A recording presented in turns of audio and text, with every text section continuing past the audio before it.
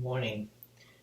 Um, First of all, I'm not doing as many of these videos as I was, and probably will not be for a while because I'm trying to get some writing done.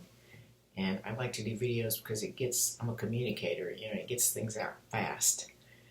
And books take more time, and they're not so immediately rewarding.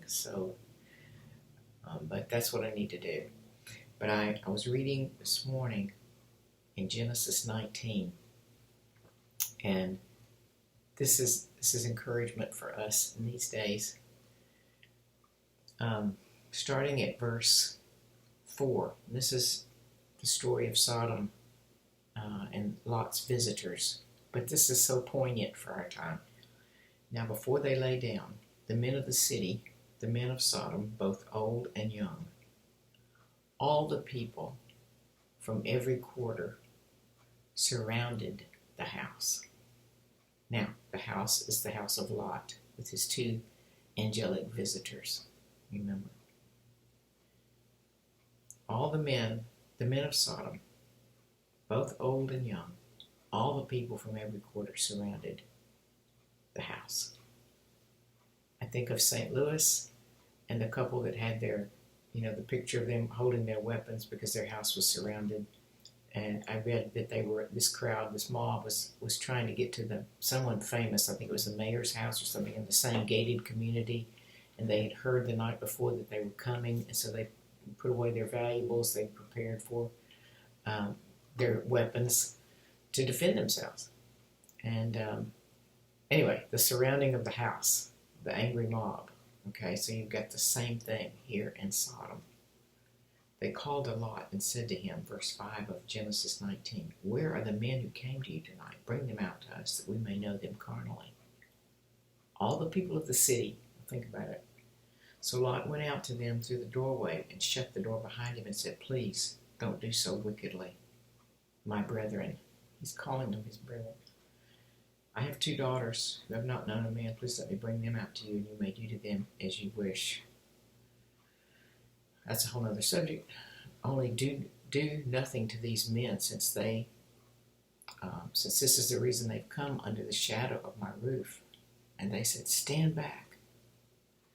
And then they said, "This one came in here to stay, and he keeps acting as our judge. Now we will deal worse with you than with them." So they pressed hard against the man Lot and came near to break down the door. But the men, talking about the angelic visitors, reached out their hands and pulled Lot into the house with them and shut the door. And they struck the men who were at the doorway of the house with blindness, both small and great, so that they became weary trying to find the door. Now here's our lesson. We've got to look for supernatural things in our day.